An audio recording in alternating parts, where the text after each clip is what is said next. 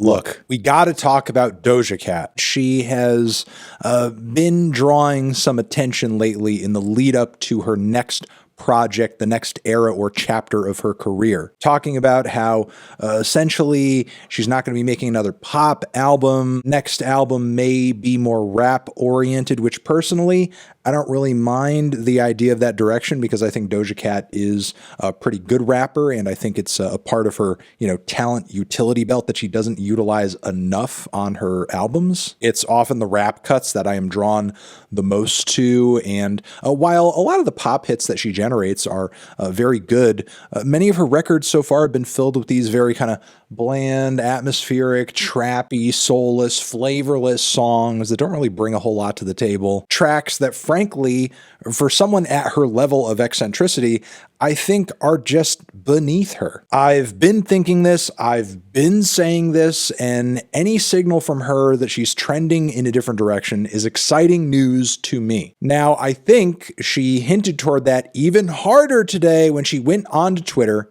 to say that her last two records were not only mediocre pop, but she categorized them as cash grabs, meaning she wasn't even trying and just sold her soul to make these records and didn't even care, just kind of pooped them out. Yeah, just completely obliterating her last two records, which frankly earned her the very passionate and very just ride or die fan base for her that she has today. So yeah, this is a pretty damning thing to say about very popular, very successful, very career-defining albums, and there could be a lot of reasons as to why she's putting this message out there. There's been some speculation among fans that because she is readying everyone for a stylistic shift here, she's kind of slagging these albums and trashing them and saying they're awful so that people don't necessarily expect the next record to sound like those albums at all, and maybe even put their love of those records out of their minds because those records weren't really her, and she wasn't really trying, and she wasn't really passionate.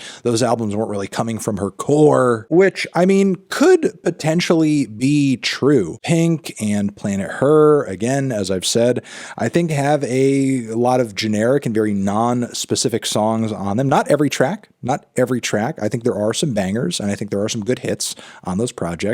But the bulk of the material there, I just think doesn't really have the weirdo creative flair that Doja Cat seems to embody in so many other aspects of her public presentation and her art. Sometimes it feels like the music is where she's playing it safest. So while there may be a marketing element to this, it is within the realm of possibility that what Doja Cat is saying here is true. But there is kind of a kicker here, specifically for me, because I'm wondering if you didn't try on these albums and these records were just like crappy, mediocre pop, why were you so freaking pissed at me when I didn't like Pink? You went on a whole freaking rant about me on Instagram Live, and you said you were going to piss in my cereal over over an album that you can't even get behind now and you didn't even like. And look, it's not about what she said or my personal feelings here.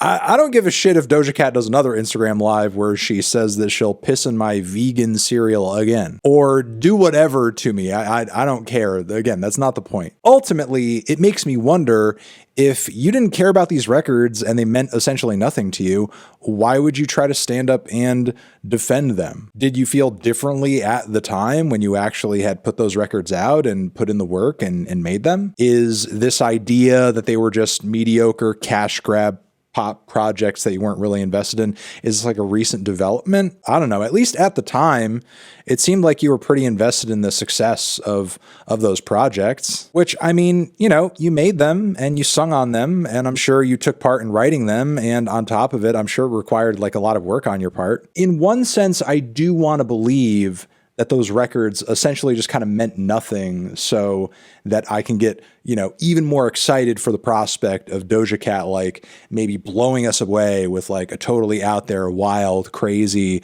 creative, hard, kind of rap project. Yeah, I want to think that, I want to feel that. But again, at the time when these records came out, it seemed like Doja was really riding for her work here. And she's entitled to do that and want to do that. It seemed like Doja, really wanted people to enjoy the project.